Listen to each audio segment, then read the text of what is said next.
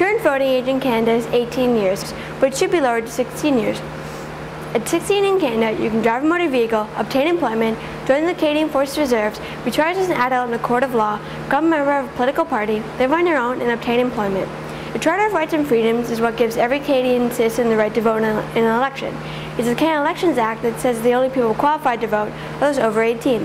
At 16, most teenagers contribute substantially to the development of the country they live in. The Ministry of Transportation in Ontario trusts 16-year-olds to drive a motor vehicle. Granted, with a G1 class license, you must have a G-class driver with more than 4 years of experience in the passenger seat. But you're still driving the thing. If you hit something or cause an accident, you're the one responsible, not driving it for you.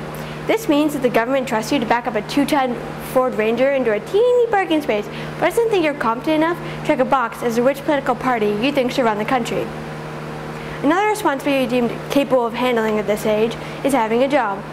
Although minors don't pay taxes, you're still contributing to the economy at large by working that part-time job at the superstore.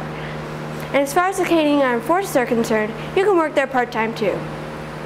At 16, you can join the Armed Forces Reserves and work for Canada's military part-time. And 1 year later, you can join the forces full-time. That's right, you can serve and protect the true north, strong and free, but you can't vote on who's running it. At the same age, you can also be convicted of a crime through the judicial process and have it go on your criminal record. You can be tried in the exact same manner as those over 18 who can vote. And when it comes to joining a political party, the voting requirements don't apply. In fact, you can join a political party at age 14.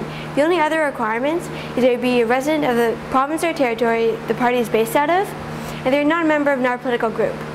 So you can have your say in the party, just not at the polls. Some believe that 16-year-olds don't have the experience or knowledge necessary to make an educated voting decision. So why then is taking civic education mandatory? Why do you have the option to take law? Why are you sitting here listening to me rant if we're not fit to be part of the democratic process? And let's remember, the courses we're required to take and the electives we're offered are set out by the government. The same one that doesn't think you worthy of voting. Even though school curriculums are provincial and voting rights are federal, all public schools in Canada must feature some form of civic education. If the school system thinks we're competent enough, why doesn't the government? Many would also argue that most 16-year-olds simply don't care, and they're right, partially. A lot of 16-year-olds don't want to vote or don't care, but the ones that do are more than capable and should have the opportunity. This is where the political incentive comes in. The habit of voting starts young, and if more young people have the opportunity to vote, they might continue voting throughout their lives. And since the voter turnout in the 2008 federal election was 58.1%, it's probably not a bad idea to start them young.